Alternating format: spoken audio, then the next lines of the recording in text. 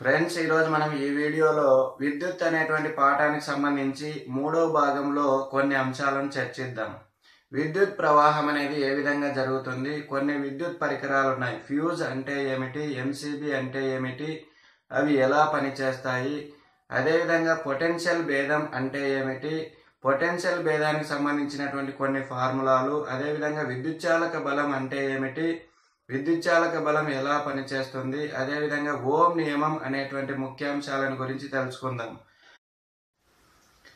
ఇక్కడ విద్యుత్ అనేటువంటి ఈ పాఠంలో మొట్టమొదట మనము విద్యుత్ ప్రవాహం గురించి తెలుసుకుందాం.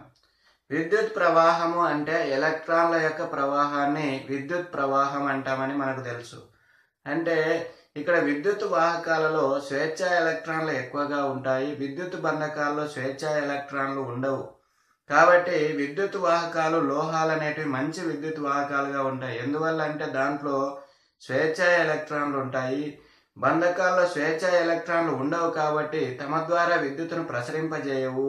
ఇక్కడ ధన అయాన్లు రుణ అయాన్లు అనేవి మిల్రెడ్ లోరెంజ్ అనేటువంటి శాస్త్రవేత్తలు ధన అయాన్లు ఏ విధంగా అమరి ఉంటాయి, రుణ అయాన్లు ఏ విధంగా అమరి ఉంటాయి అని మిల్రెడ్ లోరెంజ్ అనేటువంటి శాస్త్రవేత్తలు అధ్యయనం చేయడం జరిగింది. ఇక్కడ ధన అయాన్లు అనేవి లాటిస్ రూపంలో అమరి ఉంటాయని చెప్పడం జరిగింది. లాటిస్ అంతర భాగాల్లో ఎలక్ట్రాన్లు ఉంటాయి. లాటిస్ దీన్నే స్ఫటిక జాలకం అంటాం. ధన అయాన్లు ఏ విధంగా అమరి ఉంటాయంటే స్ఫటిక జాలకం. ధన అయాన్లు స్ఫటిక జాలకం లేదా లాటిస్ అనేటువంటి నిర్మాణంలో అమరి ఉంటాయి అని మిల్రెడ్ లోరెంజ్ అనేటువంటి ఇద్దరు శాస్త్రవేత్తలు ప్రయోగాలు చేసి తెలియజేయడం జరిగింది. ఈ జాలక అంతర భాగంలో లాటిస్ అంతర భాగంలో ఎలక్ట్రాన్లు అనేవి ప్రవహిస్తూ ఉంటాయి. లాటిస్ అంతర భాగాలు, ఈ లాటిస్ అంతర భాగాలు అనేవి వెరీ వెరీ ఇంపార్టెంట్. వాహకాల్లో ఈ లాటిస్ అంతర భాగాలు ఎక్కువగా ఉంటాయి. లాటిస్ అంతర భాగాల్లో ఎలక్ట్రాన్లు ప్రవహించడానికి వీలుగా ఉంటుంది. స్వేచ్ఛా ఎలక్ట్రాన్లు, లాటిస్ జాలకము, ఈ రెండు ఎలక్ట్రాన్లు ఈ విద్యుత్ యొక్క ప్రవాహాన్ని నిర్దేశిస్తాయి. ఇక్కడ విద్యుత్ ప్రవాహం ఏ విధంగా జరుగుతుంది అనేది మనం ఇప్పుడు పరిశీలిద్దాం. ఫర్ ఎగ్జాంపుల్, ఇది ధన ఎలక్ట్రోడ్ అనుకోండి, ఇది రుణ ఎలక్ట్రోడ్ అనుకోండి, ఇది ప్లస్, ఇది మైనస్. ఇది ధన ఎలక్ట్రోడు, ఇది రుణ ఎలక్ట్రోడ్. ఇక్కడ విద్యుత్ ప్రవాహం జరగక ముందు ఎలక్ట్రాన్లు ఏ విధంగా ఉంటాయి పదార్థంలో అంటే క్రమరహిత చలనంలో ఉంటాయి. ఏ విధంగా ఉంటాయి? క్రమరహిత చలనంలో ఉంటాయి. విద్యుత్ ఎప్పుడైతే ఆ వాహకంలో ప్రవహిస్తుందో ఆ ఎలక్ట్రాన్లు ఏ విధంగా మారుతాయంటే క్రమచలనంలోకి వస్తాయి. క్రమచలనంలోకి వస్తాయి. అటెన్షన్ అంటేనే విద్యుత్ మనం స్విచ్ వేయగానే ఎలక్ట్రాన్లన్నీ ఒక క్రమచలనంలోకి వస్తాయి. క్రమచలనంలోకి రావడంతో ఇక్కడ ఎలక్ట్రాన్లు ఏ విధంగా ప్రయాణం చేస్తాయి. ఇది ఎలక్ట్రాన్ అనుకోండి. ఈ ఎలక్ట్రాన్ అనేది ధన ఎలక్ట్రోడ్ వైపుకు ఆకర్షించబడుతుంది. మొట్టమొదట ధన ఎలక్ట్రోడ్ వైపుకు ఆకర్షించబడుతుంది. ఈ విధంగా ధన ఎలక్ట్రోడ్ వైపుకు ఆకర్షించబడినటువంటి ఎలక్ట్రాన్లు ఏం చేస్తాయంటే ఎలక్ట్రోలైట్ ద్వారా, ఎలక్ట్రోలైట్ ఉంటుంది కదా, ఆ ఎలక్ట్రోలైట్ ద్వారా లేదా వాహకం ద్వారా ప్రయాణం చేసి, వాహకం లేదా విద్యుత్ జనకం, బల్బు కానీ మధ్యలో ఉంచుతాము, విద్యుత్ జనకం ద్వారా ప్రయాణం చేసి ఇవి ఎక్కడికి చేరుతాయంటే రుణ ఎలక్ట్రోడ్కు చేరుతాయి. రుణ ఎలక్ట్రోడ్కు చేరుతాయి. ఈ విధంగా విద్యుత్ ప్రవాహం అనేది జరుగుతుంది. అంటే ఆ పదార్థంలో ఉన్నటువంటి ఎలక్ట్రాన్లు మొట్టమొదట దేన్ని ఆకర్షించబడతాయి అంటే ధన ఎలక్ట్రోడ్ వరకు చేరుతాయి.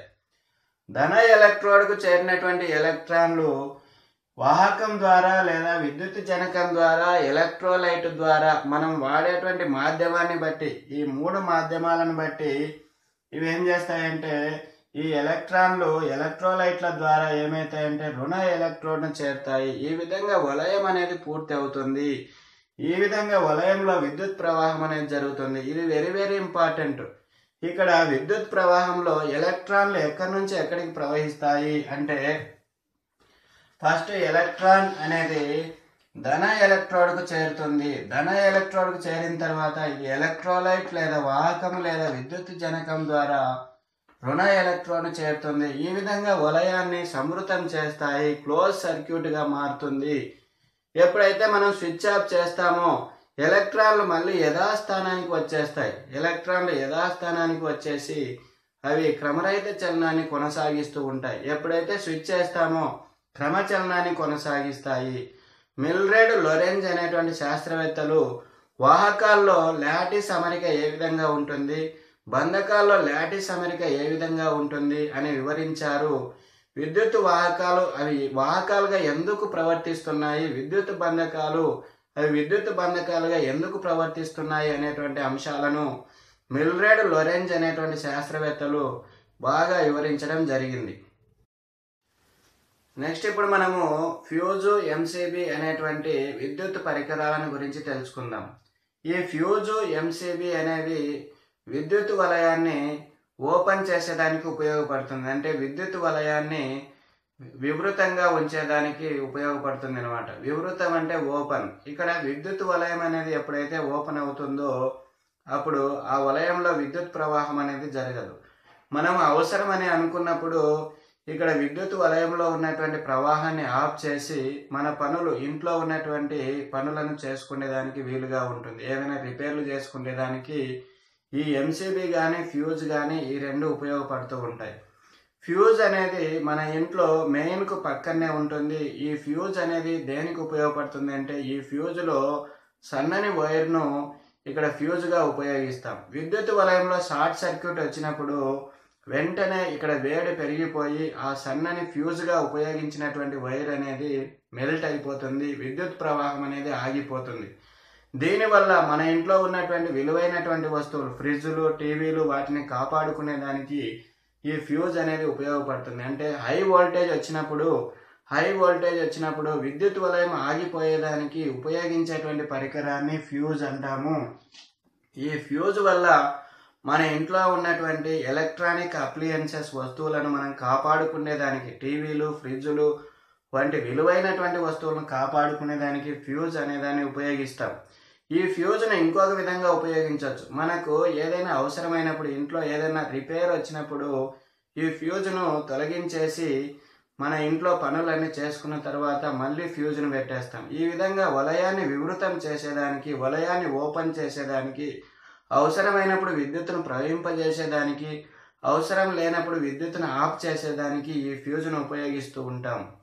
ఇక్కడ ఎంసీబీ అనేది ఉంది. ఎంసీబీ అంటే miniature circuit breaker. Miniature circuit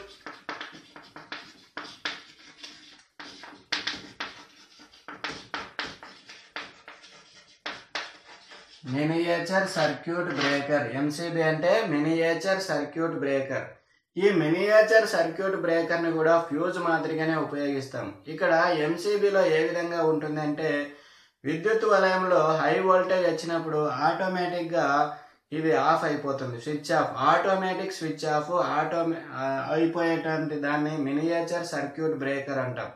మళ్ళీ మనం ఆన్ చేసుకుంటే విద్యుత్ వలయంలో ప్రవహిస్తూ ఉంటుంది. ఇది ఎంసీబీ అనేది, మినియేచర్ సర్క్యూట్ బ్రేకర్ అనే దాన్ని కూడా ఫ్యూజ్ మాదిరిగానే ఉపయోగిస్తాము. అవసరం లేనప్పుడు మనం ఆఫ్ చేసుకోవచ్చు. ఏదైనా పని ఉన్నప్పుడు ఎంసీబీని ఆఫ్ చేసి మన ఇంట్లో వర్క్ చేసుకోవచ్చు, రిపేర్లు చేసుకోవచ్చు. ఇది కూడా హై వోల్టేజ్ వచ్చినప్పుడు ఫ్యూజ్ ఏ విధంగా కాపాడుతుందో ఎంసీబీ కూడా అదే విధంగా కాపాడుతుంది. పొటెన్షియల్ భేదం అంటే ఏమిటో మనం ఇప్పుడు తెలుసుకుందాం. పొటెన్షియల్ భేదం అంటే ఒక విద్యుత్ క్షేత్రంలో ఒక ఆవేశాన్ని ఒక బిందువు నుండి ఇంకొక బిందువుకు తీసుకువెళ్ళడానికి విద్యుత్ క్షేత్ర బలం చేసినటువంటి పనిలో ఏ బి బిందువుల మధ్య పొటెన్షియల్ భేదంగా మనం సూచిస్తాం. ఫర్ ఎగ్జాంపుల్, ఇది ఒక విద్యుత్ క్షేత్రం. ఈ విద్యుత్ క్షేత్రంలో ఏ బిందువు, బి బిందువు అనేది రెండు బిందువులు ఉన్నాయి. ఈ రెండు బిందువుల్లో ఇక్కడ విద్యుత్ క్షేత్ర బలము ఎంత అవుతుంది అంటే, విద్యుత్ క్షేత్ర బలము FE అవుతుంది. ఈ విద్యుత్ క్షేత్ర బలం Fe అనేది ఏ విధంగా పనిచేస్తుంది అంటే విద్యుత్ క్షేత్ర దిశలో పనిచేస్తూ ఉంది. ఇది విద్యుత్ క్షేత్ర దిశ. ఏ నుంచి Bకి విద్యుత్ అనేది ప్రవహిస్తూ ఉన్నప్పుడు ఇక్కడ విద్యుత్ క్షేత్ర బలం కూడా ఈ వైపు పనిచేస్తుంది. దీన్ని Fe అంటాం.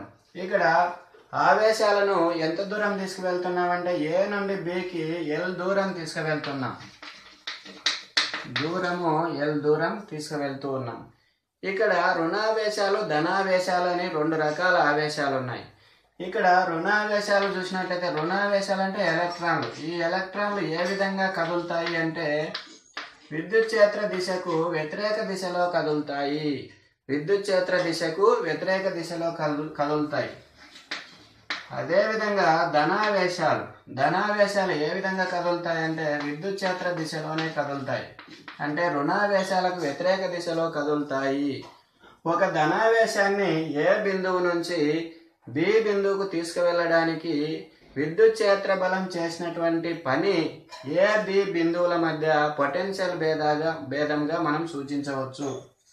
ఇక్కడ చూడండి, ఇక్కడ విద్యుత్ క్షేత్ర బలం Fe అయితే ధనావేశాన్ని L దూరం తీసుకువెళ్తే ఇక్కడ జరిగినటువంటి పని W ఏమవుతుందంటే Fe ఇంటూ L అవుతుంది. ఇది పని. ఇక్కడ ఈ పనినే మనము వోల్ట్గా ఇక్కడ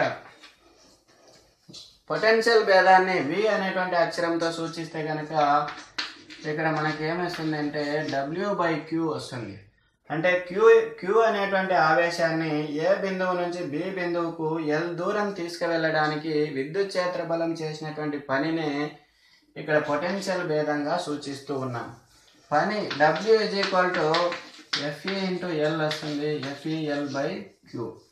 ఇక్కడ పొటెన్షియల్ భేదానికి SI పద్ధతిలో ప్రమాణాలు ఏవి అంటే వోల్టులు. పొటెన్షియల్ భేదానికి SI పద్ధతిలో ప్రమాణాలు వోల్టులు. పొటెన్షియల్ భేదాన్ని కొలిచేటువంటి పరికరం ఏది అంటే వోల్ట్ మీటర్ ద్వారా మనము పొటెన్షియల్ భేదాన్ని కనుక్కుంటాం. Volt =1 జౌల్/1 coulomb. ఈ విధంగా మనం పొటెన్షియల్ భేదాన్ని వోల్టేజ్ అంటాము. పొటెన్షియల్ భేదాన్ని SI ప్రమాణాల్లో వోల్టుల్లో కొలుస్తాము. పొటెన్షియల్ భేదాన్ని తెలుసుకోవడానికి వోల్ట్ మీటర్ను ఉపయోగిస్తాం. ఈ విధంగా బ్యాటరీలో వోల్టేజ్ అనేది మొత్తం నిర్వీర్యమయ్యేంత వరకు ఈ పొటెన్షియల్ భేదం అనేది కొనసాగుతూనే ఉంటుంది. ఇది పొటెన్షియల్ భేదానికి సంబంధించినటువంటి అంశం. నెక్స్ట్ ఇప్పుడు మనము విద్యుత్ చాలక బలం గురించి తెలుసుకుందాం. విద్యుత్ చాలక బలం అంటే దీన్ని ఏమంటామంటే EMF అంటాం. EMF అంటే ఎలక్ట్రోమోటివ్ ఫోర్స్. EMF అంటే ఎలక్ట్రోమోటివ్ ఫోర్స్, విద్యుత్ చాలక బలం. ఈ విద్యుత్ చాలక బలం అంటే ఏమిటి అంటే ఏకాంక రుణావేశాన్ని ధనధ్రువం నుంచి రుణధ్రువానికి కదిలించేటువంటి రసాయనిక బలాన్ని ఏమంటామంటే విద్యుత్ చాలక బలం అంటాం. ఏకాంక రుణావేశాన్ని ధనధ్రువం నుంచి రుణధ్రువం వైపుకు కదిలించేటువంటి రసాయనిక బలాన్ని విద్యుత్ చాలక బలం అంటాం. చూడండి, ఇక్కడ ఏముంది? ఏకాంక రుణావేశం. ఏకాంక రుణావేశం ఎక్కడి నుంచి కదులుతూ ఉంది అంటే ధనధ్రువం నుంచి రుణధ్రువానికి కదులుతూ ఉంది. ఈ విధంగా కదిలించేటువంటి రసాయనిక బలాన్ని ఏమంటామంటే EMF అంటాం. విద్యుత్ చాలక బలం అంటే ఏమిటి? విద్యుత్ చాలక బలం అంటే ఏకాంక రుణావేశాన్ని ధనధ్రువం నుంచి రుణధ్రువానికి కదిలించేటువంటి రసాయనిక బలాన్ని విద్యుత్ చాలక బలం అంటాం. ఇక్కడ మనము ధనధ్రువం ఎక్కడ ఉంది అంటే ఇది ధనధ్రువం అనుకోండి, ఇది రుణధ్రువం అనుకోండి, ఇది ధనధ్రువం, ఇది రుణధ్రువం. ఇక్కడ ఒక వాహకం ఉంది, ఇది వాహకం. ఒక వాహకంలో మొట్టమొదట మనము విద్యుత్ ప్రవహించక ముందు వాహకంలో ఎలక్ట్రాన్లు ఏ విధంగా ఉంటాయంటే క్రమరహిత చలనంలో ఉంటాయి. ఎటు పడితే అటు కదులుతూ ఉంటాయి. ఎప్పుడైతే మనం స్విచ్ ఆన్ చేసి విద్యుత్తును ప్రవహింపజేస్తామో ఆ ఎలక్ట్రాన్లన్నీ క్రమచలనంలోకి వస్తాయి. ఎలక్ట్రాన్లు ఎక్కడి నుంచి ఎక్కడికి కదులుతాయి అంటే ఎలక్ట్రాన్లు ఎక్కడి నుంచి ఎక్కడికి కదులుతాయి అంటే రుణ ధ్రువం నుంచి ధన ధ్రువానికి కదులుతాయి. ఎలక్ట్రాన్లు బాగా గుర్తుపెట్టుకోండి, ఎలక్ట్రాన్లు రుణ ధ్రువం నుంచి ధన ధ్రువానికి కదులుతాయి. అదేవిధంగా ఇక్కడ ఉన్నటువంటి రుణ ధ్రువాలు, ఇక్కడ కొన్ని రుణావేశాలు ఉంటాయి కదా, దీనికి వ్యతిరేక దిశలో అంటే ఎలక్ట్రాన్లు ఇట్లా కదిలితే ధన ధ్రువం దగ్గర ఉన్నటువంటి రుణావేశాలు ఎక్కడికి కదులుతాయి అంటే ధన ధ్రువం నుంచి రుణ ధ్రువానికి కదులుతాయి. ఈ విధంగా ధన ధ్రువం నుంచి రుణ ధ్రువానికి కదులుతాయి. ఈ విధంగా కదిలించేటువంటి బలాన్ని ఏకాంక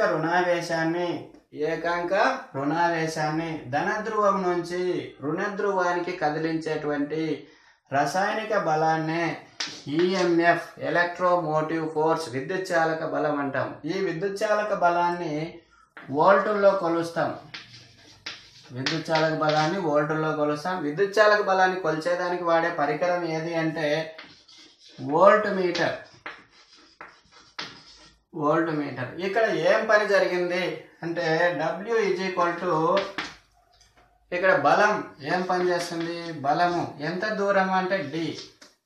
ఇక్కడ పని ఏ విధంగా జరిగింది అంటే పని ఇక్కడ ధనధ్రువం నుంచి ఏకాంక రుణావేశాన్ని ధనధ్రువం నుంచి రుణ ధ్రువానికి కదిలిస్తూ ఉంది. ఏ బలం కదిలిస్తుంది అంటే ఈ బలం.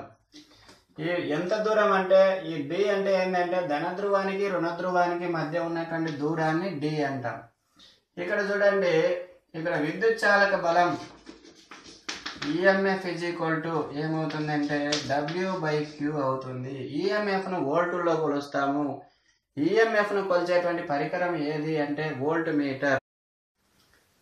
మన ఇంట్లో కానీ ఫ్యాక్టరీలో కానీ విద్యుత్ యొక్క వినియోగాన్ని లెక్కించే దానికోసం యూనిట్లు అనేటువంటి వాటిని వాడతారు. విద్యుత్ వినియోగాన్ని యూనిట్లలో కొలుస్తారు. యూనిట్ అంటే కిలో వాట్ అవర్. యూనిట్ అంటే ఏమిటి అంటే కిలో వాట్ అవర్. యూనిట్ అంటే ఏమిటి అంటే kilo watt hour. Kilo watt అవర్లో కొలిచేటువంటి మీటర్లు ఉంటాయి. ఈ మీటర్లు అది మెయిన్ నుంచి మన మీటర్లోకి వచ్చేస్తుంది. మీటర్లోకి వచ్చిన తర్వాత ఎంత విద్యుత్ కాలుతుంది అని ఈ మీటర్లో యూనిట్లు తెలియజేస్తాయి. యూనిట్ అంటే ఏంది కిలో వాట్ అవర్. ఇంతకుముందు మీటర్లు చక్రం తిరుగుతూ ఉన్నటువంటి మీటర్లు ఉండేటివి. తర్వాత ఇప్పుడు డిజిటల్ మీటర్స్ అనేవి వచ్చాయి. డిజిటల్ మీటర్స్ కానీ అదేవిధంగా మీటర్స్ని కానీ ఇక్కడ విద్యుత్ యొక్క వినియోగం నెలలో ఎన్ని యూనిట్లు కాలుతూ ఉంది, 400 యూనిట్ల 380 యూనిట్ల, ఈ యూనిట్లను బట్టి మనకు ఛార్జీలు వసూలు చేస్తూ ఉంటారు. ఇక్కడ మీటరు డిజిటల్ మీటర్ వీటిలో చూపించేటువంటి ప్రమాణాలు ఏంటివి అంటే యూనిట్లు. యూనిట్ అంటే ఏంది కిలో వాట్ అవర్. ఇక్కడ కిలో వాట్ అవర్ అంటే ఇక్కడ 1000 వాట్లను ఎన్ని గంటల్లో ఉపయోగిస్తున్నాము, ఒక నెలలో 1000 వాట్లను ఎన్ని గంటల్లో ఉపయోగిస్తున్నాము అనేటువంటి దాన్ని కిలో వాట్ అవర్ రూపంలో లెక్కిస్తారు. ఇప్పుడు ఏదైనా సరే ఒక ఎలక్ట్రిక్ అప్లియన్సెస్ చూసినప్పుడు, ఎలక్ట్రిక్ పరికరాలు చూసినప్పుడు ఎలక్ట్రిక్ పరికరం మీద ఉంటుంది దీని యొక్క కెపాసిటీ ఎన్ని వాట్లు అని. ఈ వాట్లను మనం నోట్ చేసుకోవాలి. ఇక్కడ ట్యూబ్ లైట్ ఉంది. మన ఇంట్లో అనేక పరికరాలను ఉపయోగిస్తున్నాం. ట్యూబ్ లైట్ ఉంది, అదేవిధంగా బల్బ్ ఉంది, తర్వాత ఫ్యాన్ ఉంది. ట్యూబ్ లైట్, బల్బు, ఫ్యాను, అదేవిధంగా ఫ్రిడ్జ్, ఈ విధంగా ఉన్నాయి. వీటికి సంబంధించినటువంటి వాట్లను మనం ముందుగా రాసి పెట్టుకోవాలి. ట్యూబ్ లైట్ అనేది ఇప్పుడు 100 వాట్స్ అనుకోండి. అదేవిధంగా బల్బ్ అనేది 60 వాట్స్ అనుకోండి. ఫ్యాన్ అనేది ఇది 80 వాట్స్ అనుకోండి.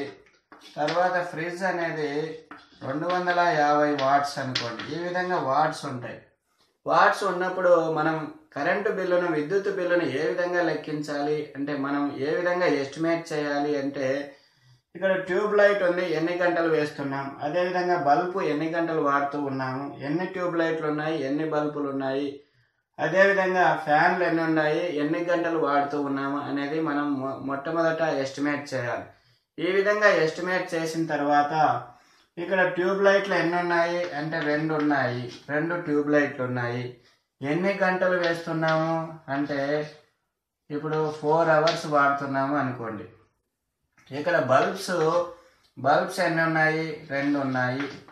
ఇవి ఎన్ని గంటలు వాడుతున్నాము బల్బ్స్ అంటే 12 గంటలు వాడుతున్నాం.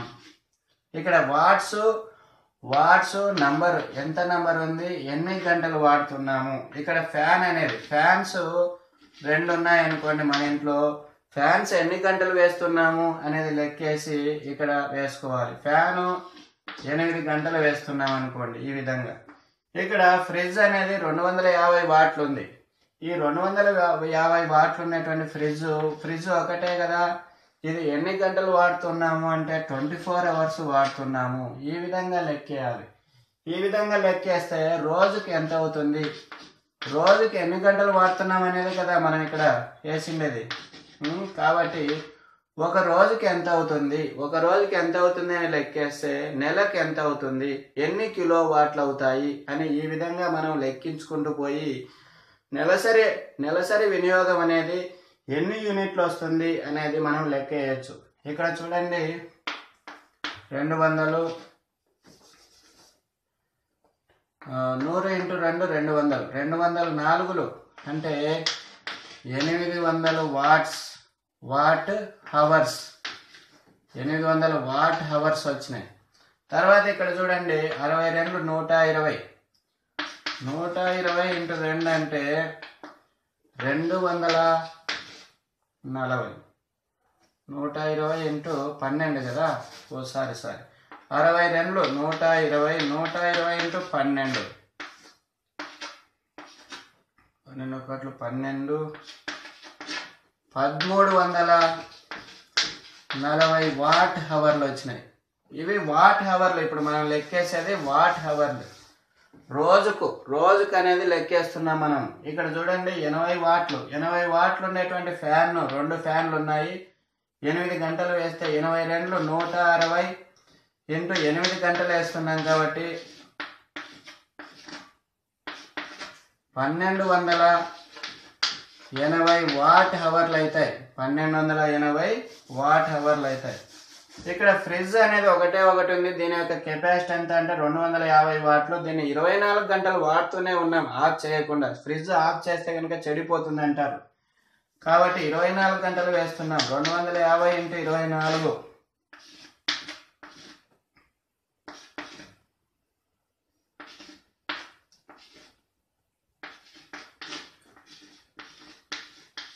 ఇప్పుడు ఎంత అవుతుంది? 6000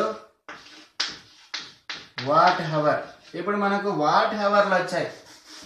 వీటన్నిటినీ కలిపితే మొత్తం రోజుకు ఎన్ని వాట్ అవర్లు అవుతాయి వీటన్నిటినీ కలపాలి.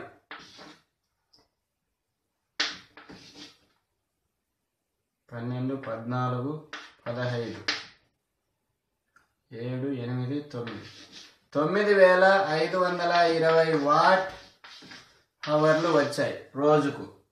అదే నెలకు ఎన్ని అవుతాయి? నెలకంటే ఒక రోజుకు 9520 వాట్ అవర్లు వచ్చాయి. నెలకంటే 30 రోజులకు. అక్కడ ఒక నెలకు 30 రోజులు ఉండొచ్చు, ఒక నెలకు 31 రోజులు ఉండొచ్చు. 31 ఉంటే మనం 31 వేసుకోవాలి. మామూలుగా 30 రోజులు వేస్తున్నాం. 9520 × 30 రోజులకి చూడండి 0 మామూలుగా ఒక 0 పెట్టేసుకున్నాం. ఎక్స్ట్రా 3 0 0 3 2 6 3 5 15 3 9 27 1 28. నెలకు ఎన్ని అయ్యాయి? నెలకంటే 2,85,600 వాట్లు అయ్యాయి. 2,85,600 వాట్లు అయ్యాయి.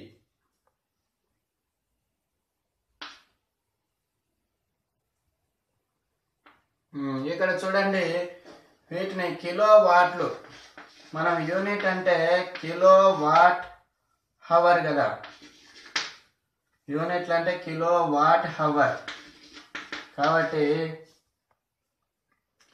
2,85,600 బై 1000 వేయండి. అంటే 1000తో మనం 1000తో భాగిస్తే కనుక ఇవి వాట్ అవర్లు, వీటిని 1000తో భాగిస్తే కనుక కిలో వాట్ అవర్లు వస్తాయి.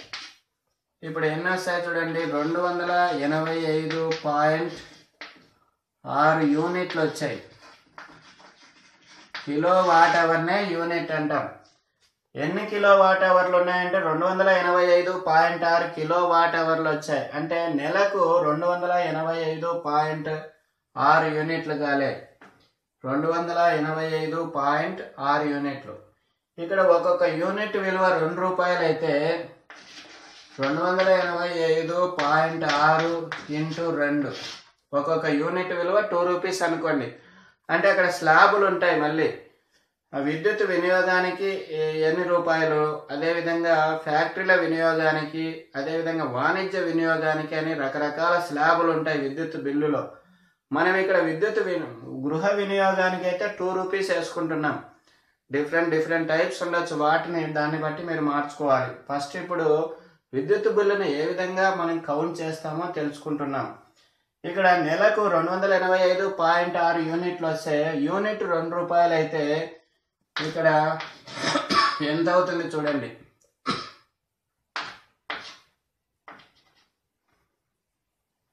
2 16 1 17 571 రూపాయలు వచ్చింది. నెలకు ఎన్ని రూపాయలు వచ్చాయంటే 571.20 పైసలు వచ్చింది. 571.20 పైసలకు మళ్ళీ సర్వీస్ ఛార్జెస్, విద్యుత్ వినియోగ ఛార్జీలు, సర్ఛార్జీ ఇవన్నీ కలిపి మనకు దాదాపు 590 రూపాయలు కరెంటు బిల్లు వస్తుంది.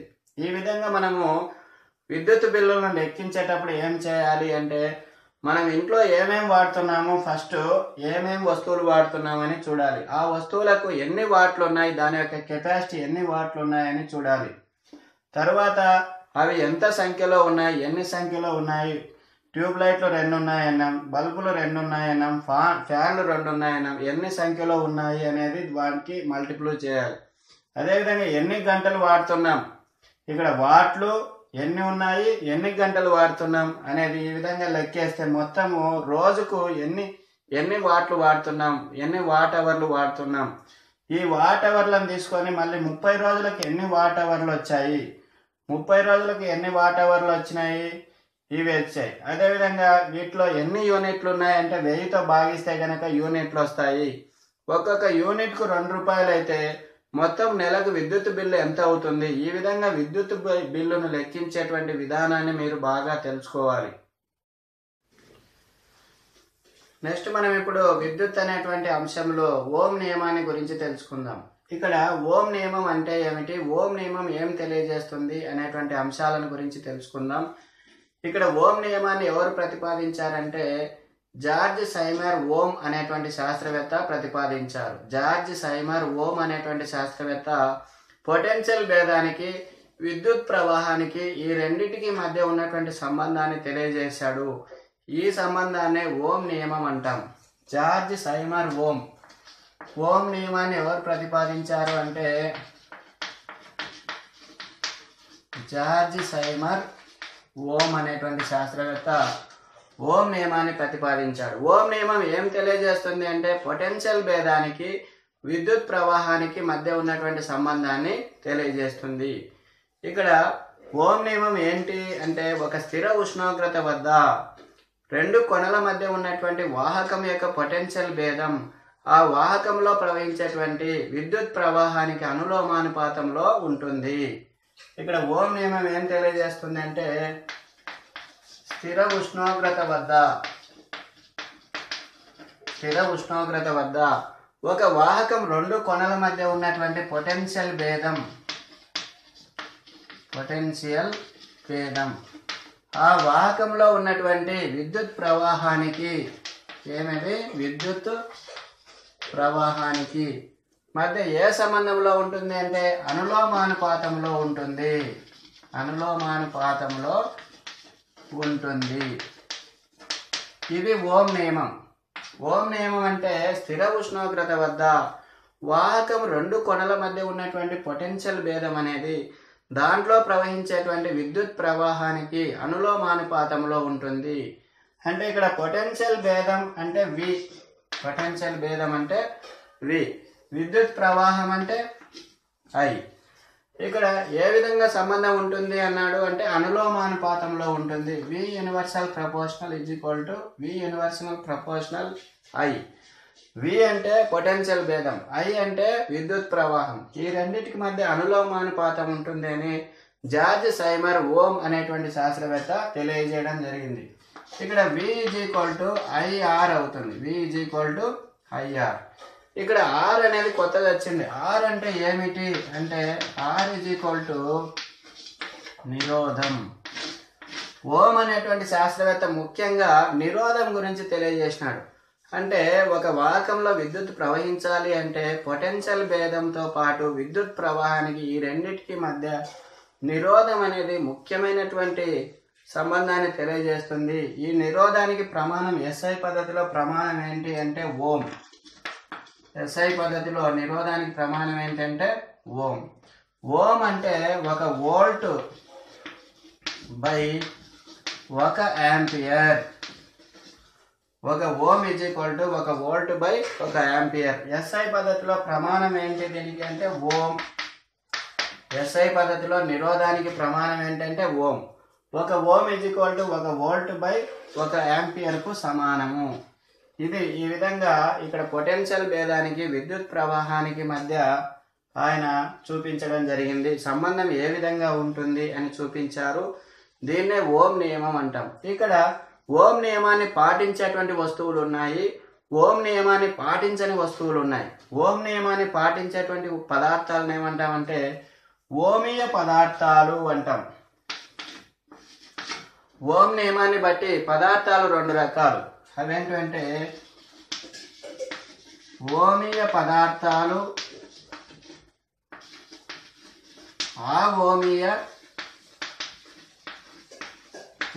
పదార్థాలు, ఓమీయ పదార్థాలు. ఓమీయ పదార్థాలు ఏవి అంటే ముఖ్యంగా లోహాలు. ఈ లోహాల్లో నిరోధం అనేది ఉంటుంది కాబట్టి ఇక్కడ పొటెన్షియల్ భేదానికి విద్యుత్ ప్రవాహానికి మధ్య నిరోధం అనేది ఈ రెండిటికి మధ్య సంబంధాన్ని తెలియజేస్తుంది. కాబట్టి ఓమీయ పదార్థాలు ఏవి అంటే లోహాలు. ఓమీయ పదార్థాలు, ఓమి అంటే ఓం నియమాన్ని పాటించేటువంటి పదార్థాలు ఏవి అంటే లోహాలు.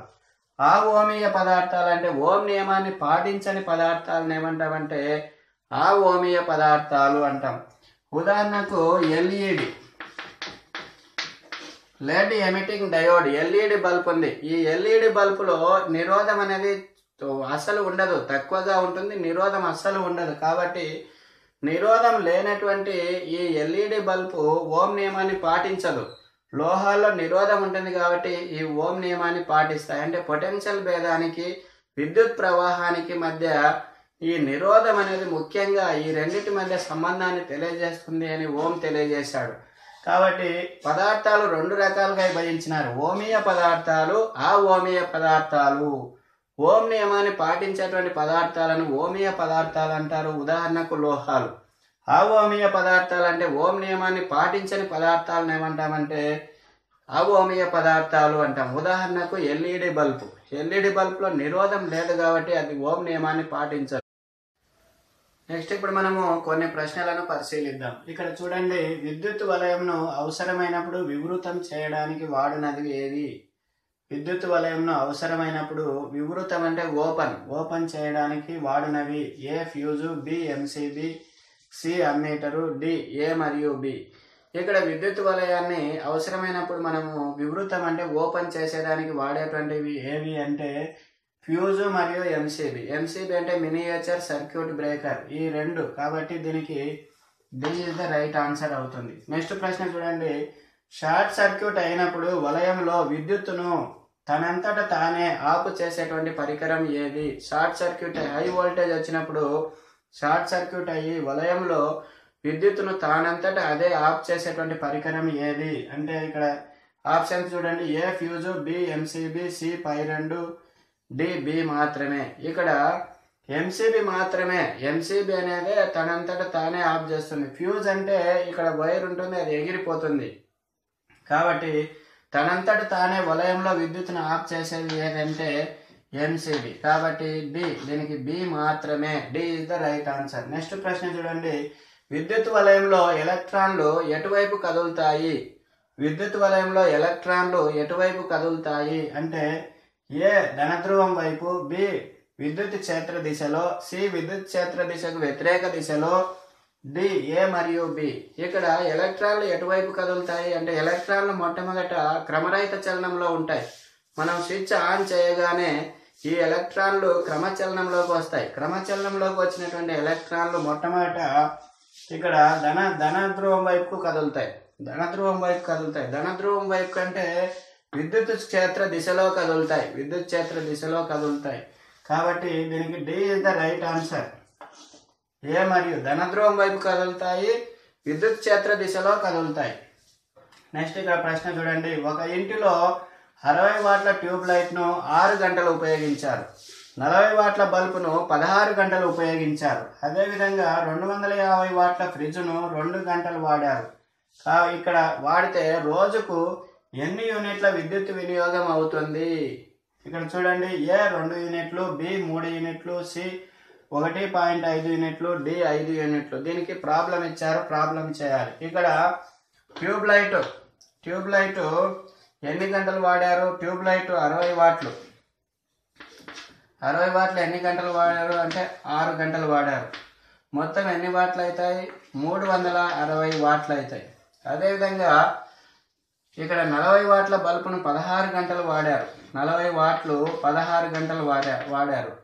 మొత్తం ఎంత అవుతాయి? 16 4 64, 640 వాట్లు అవుతాయి. తర్వాత ఇక్కడ చూడండి. ఫ్రిడ్జ్ను 250 వాట్ల ఫ్రిడ్జ్ను 2 గంటలు వాడారు. 250 × 2 అంటే 500 వాట్లు. మొత్తం వీటన్నిటిని కలపండి.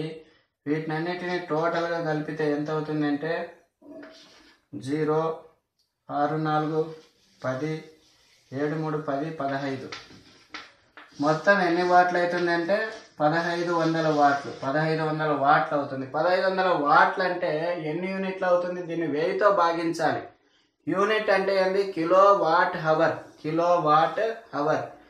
1000 వాట్లను ఒక యూనిట్ అంటాం. ఒక గంటలో 1000 వాట్లు ఉపయోగిస్తే దాన్ని యూనిట్ అంటాం. కాబట్టి ఇక్కడ మనము 1500 వాట్లను ఉపయోగిస్తున్నాం. కాబట్టి దీన్ని 1000తో భాగిస్తే ఎంత అవుతుంది అంటే 1.5 యూనిట్లు అవుతుంది. కాబట్టి దీనికి C is the right answer. C is the right answer. Next ఇప్పుడు మనము మరికొన్ని ప్రశ్నలను పరిశీలిద్దాం. ఇక్కడ చూడండి ప్రశ్న. విద్యుత్ వాహకాల్లో ధనాత్మక అయాన్ల అమరికను లాటిస్ అని, లాటిస్ అంతరాలంలో స్వేచ్ఛా ఎలక్ట్రాన్లు ఎలా ప్రవర్తిస్తాయి అనేటువంటి అంశాన్ని తెలియజేసినటువంటి శాస్త్రవేత్తలు ఎవరు అంటే డ్రూడ్ మరియు లోరెంజ్ అనేటువంటి శాస్త్రవేత్తలు వాహకాల్లో జాలకాలు లాటిస్ అమరికలు ఉంటాయి. ఈ లాటిస్ యొక్క అంతరాలంలో ఉన్నటువంటి స్పేస్లలో ఎలక్ట్రాన్లు ఏ విధంగా ప్రవహిస్తాయి అనేటువంటి అంశాన్ని తెలియజేయడం జరిగింది. ఇక్కడ చూడండి. Next question. విద్యుత్ ప్రవాహం అంటే ఏమి? విద్యుత్ ప్రవాహం అంటే ఏ ఎలక్ట్రాన్ల యొక్క క్రమచలనం, బి ఎలక్ట్రాన్ల అనిర్దేశిత చలనం, సి ఎలక్ట్రాన్ల చలనం, డి ఎలక్ట్రాన్ల యొక్క బ్రౌనియన్ చలనం. విద్యుత్ ప్రవాహం అంటే ఏమిటి అంటే ఎలక్ట్రాన్ల యొక్క క్రమచలనాన్ని ఏమంటామంటే విద్యుత్ ప్రవాహం అంటాం. విద్యుత్ ప్రవహించక ముందు ఎలక్ట్రాన్లు ఏ విధంగా ఉంటాయంటే క్రమరహిత చలనంలో ఉంటాయి, అనిర్దేశిత చలనంలో ఉంటాయి. కాబట్టి దీనికి A is the right answer. Next ప్రశ్న చూడండి. వోల్ట్ మీటర్ ద్వారా కొలిచేది ఏది? వోల్ట్ మీటర్ ద్వారా ఏం కొలుస్తాము? ఏ పొటెన్షియల్ భేదం, బి ఈఎంఎఫ్ అంటే ఎలక్ట్రోమోటివ్ ఫోర్స్ విద్యుత్ చాలక బలం, సి పై 2, డి ఏది కాదు.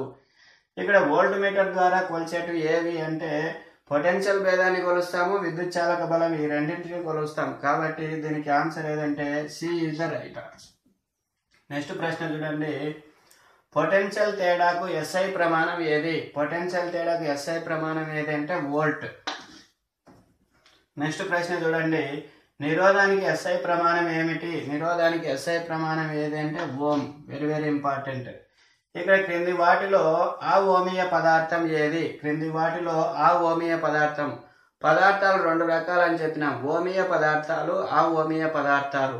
ఓం నియమాన్ని పాటించే వాటిని ఏమంటాము? ఓమీయ పదార్థాలు అంటాం. ఓం నియమాన్ని పాటించినటువంటి పదార్థాలను ఏమంటామంటే అఓమీయ పదార్థాలు అంటాం. ఇక్కడ ఆప్షన్స్ ఏమి ఇచ్చారు చూడండి. ఏ కాపర్ లోహం, బి నిక్రోమ్ లోహం, సి టంగ్స్టన్ లోహం, డి ఎల్ఈడి. ఇక్కడ కాపర్ లోహం, నిక్రోమ్ లోహం, టంగ్స్టన్ లోహం, డి ఎల్ఈడి అని ఇచ్చారు.